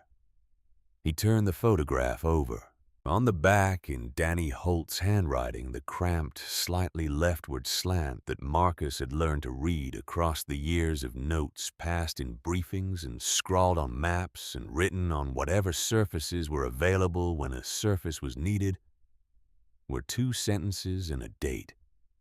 The date was 4 days before the final mission. The sentences read, "Take care of him. He always liked you better anyway." Marcus read them twice. He set the photograph down on the floor and looked at Atlas for a moment. And Atlas looked back at him with the direct, amber-brown gaze that had always suggested more knowledge than an animal should reasonably have. And Marcus thought about a promise made in a casual tone on an evening before a mission. "Promise me you'll stick around." Marcus Atlas needs a stubborn man, and he thought about the months since he had come back to a country that was not the country he had left. And he thought about the note in his wallet that Shaw had set on the blanket without explanation. And he thought about a dog that had crossed miles of frozen ground in a storm to find him in a room he had no way of knowing about. Guided by something that resisted the categories available for understanding it, he reached out and put his hand on Atlas's head. Atlas pressed upward into it gently, the way he had pressed his jaw against Marcus's hand in the hospital room, completing a contact that carried more information than pressure alone. "He sent you," Marcus said, not as a question, not as a conclusion requiring verification, as the simple recognition of a fact that had been true from the beginning and was only now fully legible. The envelope was where Ruth said it would be. She had come by on Tuesday as usual, and at the end of the visit, after the coffee and the small reports from town and the easy silence that had become a feature of their time together, she had told him about it, quietly, without ceremony, the way Ruth did things that mattered.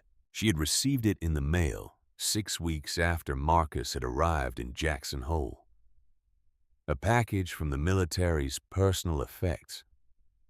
Processing unit, the belongings that had been sent back from overseas after Danny Holt's death. Routed to the contact address on file, which was not a home address, and which had eventually reached Ruth through a chain of forwarding she had never fully traced. There had been items she had held for Marcus. She had not known when to give them to him. She had been waiting for the right time, which she had understood from experience with her own losses, meant waiting for the time when the person could receive what was being offered, rather than simply hold it. The envelope was sealed, his name written on the front in Danny's handwriting. Marcus held it for a while before opening it. He was sitting at the table in the cabin, the late afternoon light coming through the window. At the angle it came through in late February, Atlas lying near the door with his head on his paws. The photograph was on the table beside the envelope, Danny and the puppy. The cramped handwriting on the back, the date 4 days before. He opened the envelope.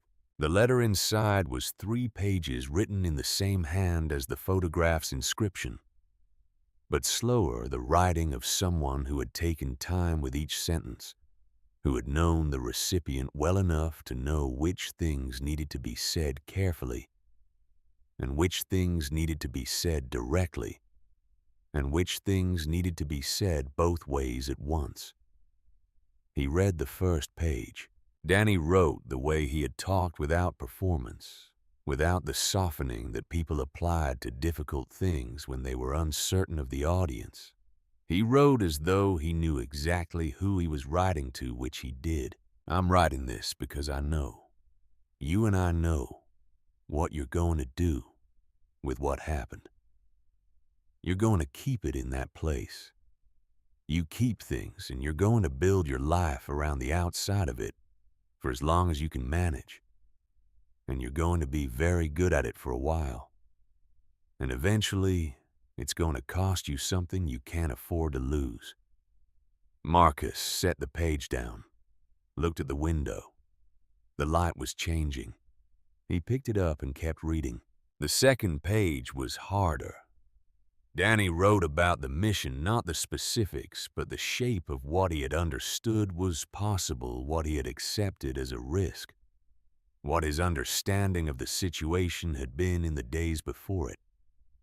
He wrote about Marcus, specifically about the quality of the partnership between them, about the trust that had characterized 12 years of working together in places where trust was not a preference but a requirement for survival. He wrote about this with the clarity of someone who had thought about it carefully and reached conclusions he was at peace with. What happened was not your fault. I want to write that sentence by itself, so you have to look at it without anything else around it. The sentence was on its own line. It was not your fault. The decision you made was the decision I would have made with the same information. The outcome was not predictable from the inside of the moment. I know this because I was in the moment with you. Marcus read that paragraph 3 times. The third page was shorter. I left Atlas with you because I needed to know you had a reason to come home. Not a reason in the future. Something waiting for you when conditions improved. A reason right now, this week, this morning. A thing that needed you today. Because I know how you work. You can survive almost anything. The question was never whether you'd survive. The question was what you do with the surviving. Stop carrying this alone, Marcus. I'm asking you directly because asking you directly is the only thing that has ever worked. Come home. Atlas is waiting. Danny Marcus sat at the table for a long time. The light outside had moved from afternoon to the particular pale gold of late winter evening. Long shadows across the snow, the world in the suspended hour before full dark. Atlas had moved at some point from the door to the table and was sitting beside Marcus's chair, with his head resting against Marcus's knee, breathing slowly in the complete and undemanding way that had been his manner since the moment he had walked through the cabin door on a morning that Marcus could now barely remember as the person he had been then. He folded the letter carefully and put it back in the envelope. The grave was in the small cemetery at the eastern edge of Jackson Hole, set back from the road under a stand of Douglas fir that kept the worst of the wind off the markers in winter. It was a simple grave, the marker plain and without embellishment. Danny Holt's name, his dates, and the seal of the Naval Special Warfare Command engraved below, precise and unornamented. Danny had grown up east of here, and when his family had been asked where he should be buried, his mother had said Jackson Hole without hesitation. Because Danny had talked about the valley his whole life, because it was the place he had described most often to the people he trusted, and because she had understood in the way mothers understand the things their children never fully say aloud, that he had wanted the person who would grieve him most to be able to reach him without traveling too far. Marcus had not understood this when he chose the town. He understood it now. The snow around the grave had been cleared. Not today, recently, within the last week, the edges sharp enough to suggest careful attention with a small shovel, rather than the clearing that happened naturally from wind or foot traffic. Ruth's work as it had been every week since the grave had been in this ground. Marcus stood in front of the marker. Atlas sat beside him close enough that their postures aligned, man and dog the same orientation facing the same stone. The afternoon was still, the wind low for the first time in weeks, and the sound of the town barely reached this far. A crow moved through the fir trees somewhere above its voice, brief and then gone. Marcus had been here once before on the day of the burial, which had been a cold, clear day in early October, with a group of men who had all shared the particular quality of presence that comes from having relied on each other in places where reliability was a matter of life and death, and who were now standing in dress uniforms at a grave and managing the distance between who they were in those places and who they were required to be in this one. He had stood through the ceremony with the controlled stillness that was his default posture under extreme pressure, and had not returned since. He was not sure how long he stood there before he spoke. "I read the letter," he said. "The stone did not change. The afternoon did not change. Atlas did not move. I've been—" He stopped, started again. "I've been living around the outside of it," he said. "The way you said. You knew I would." He looked at the dates on the marker, the span of years that described a life compressed into the distance between two numbers. "I found the photograph," he said, "of you and Atlas at Lackland." A pause. "You knew what you were doing. You planned it." Something in the quality of the air around him, the particular stillness of a late winter afternoon in a cemetery under fir trees, the specific silence of this place carried a texture that was difficult to name. Not presence exactly. Not absence either. Something that did not have a category but occupied the space between them as a fact rather than a feeling. "You were right about all of it," Marcus said. "That's annoying." He stood for another moment.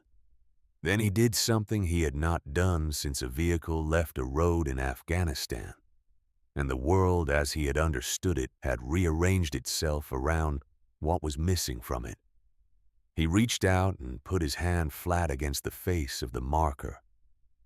The cold stone, the engraved letters, the hard permanence of a thing that was not going to change.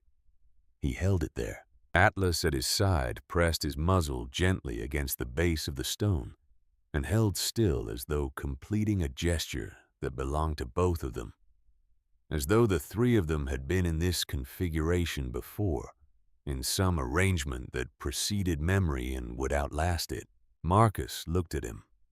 Atlas, who had been Danny's first, who had been given to Marcus deliberately and with purpose, who had crossed miles of frozen Wyoming wilderness to find him in a hospital room, because the bond between them did not recognize the category of impossible. "He sent you," Marcus said again, quietly this time. Not confirmation. Something closer to gratitude. He held his hand against the stone a moment longer. "I'm still here," he said, "and I'm going to live for both of us." He meant it the way you mean the things you say when no one is listening, except the person you are saying them to, which is the only way to mean anything completely. Atlas pressed against his leg. Marcus lowered his hand from the stone. He stood straight. He breathed in the cold air of a late winter afternoon in Jackson Hole, Wyoming, the clean, specific smell of it. Fir trees and snow and distance, and the faint trace of wood smoke from a chimney somewhere to the west. He had been here for 14 months. He had arrived with a note in his wallet and a dog whose history he had not fully understood, and a life organized around the careful avoidance of the thing that had been true all along. He was leaving not this place, but the arrangement he had made with it, the agreement to inhabit the outside of things, the discipline of keeping everything at the exact distance that made it bearable. He was done being that precise about it. The walk back from the cemetery took them through the quieter residential streets of the eastern edge of town, where the houses sat back from the road behind yards that had accumulated several feet of snow and would continue to do so for another 6 weeks at minimum. The light was fading the sky, moving through the particular sequence of colors that Wyoming winter evenings produced, a pale gold giving way to rose, giving way to the deep blue that preceded full dark. The kind of sky that was difficult to look at without acknowledging that the world was at certain moments genuinely beautiful, even when you were not in a position to appreciate beauty. Marcus looked at it. This was not nothing. Before the accident, he had moved through these evenings with his attention directed inward and forward. The external world received as operational data rather than experience. He had registered the sky the way he registered everything, as information about conditions, about what was coming, about what would need to be managed. He registered it differently now. He did not have a name for the difference, but it was there in the quality of his attention, in the fact that he was standing still for a moment on a residential street in Jackson Hole and looking at the sky because the sky was worth looking at. And this constituted a small but genuine change from the man who had driven north into a storm 11 days before discharge. Because he could not find a reason to stay put, Atlas waited beside him without impatience, his own gaze moving in slow arcs across the street, the yards, the roof lines, not anxious, simply present. They continued on. The cabin that evening was lit from inside when he and Atlas came back down the path from the cemetery.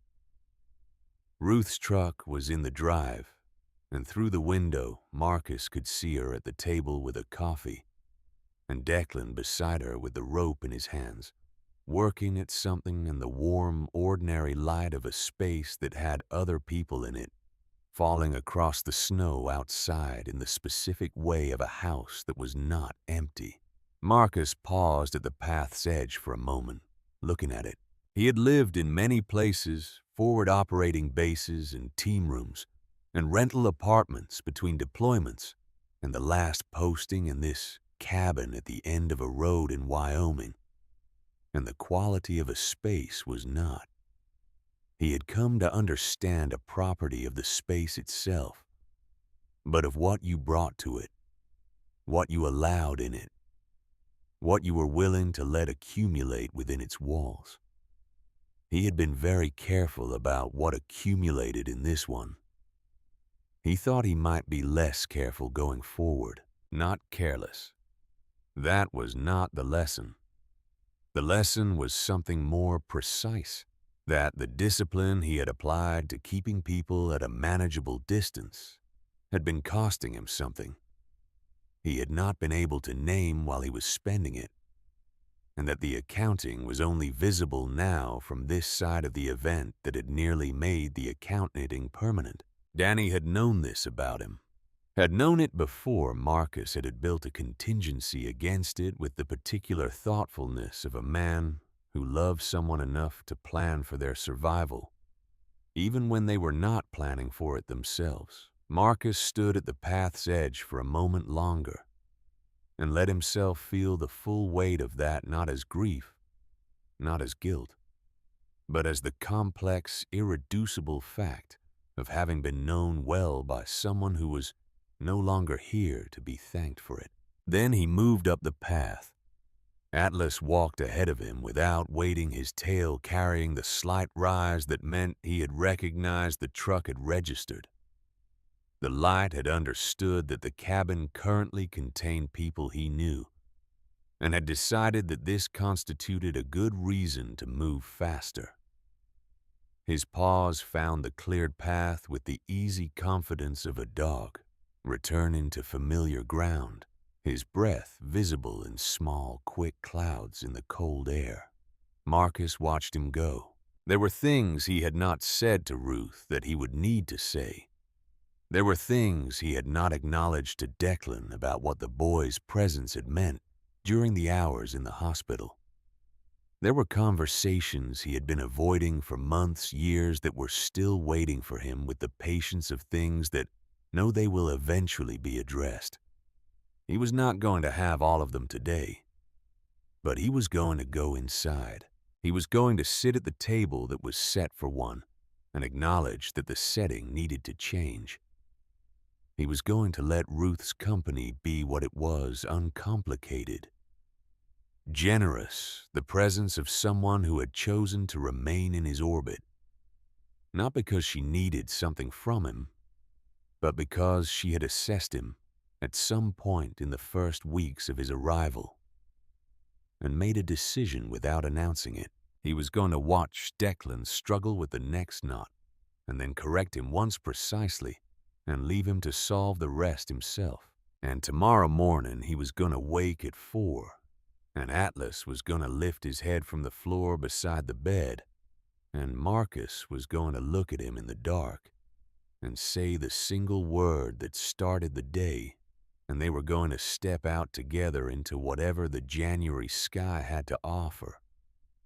Because the morning was coming and the list of things that needed doing was long and the distance between surviving and living was not. It turned out as vast as it had seemed from inside the years of careful avoidance. It was in fact only the distance between the path's edge and the door. Marcus crossed it. He went through the door into the light, and Atlas was already inside. And Ruth looked up from the table with the expression of a woman who had been waiting for something without knowing it. And Declan held up the rope with his characteristic combination of pride and challenge. And the cabin was warm, and the fire was going, and the shelf beside the north window held 2 photographs angled slightly inward, but only slightly. He would straighten them tomorrow. For now, this was enough.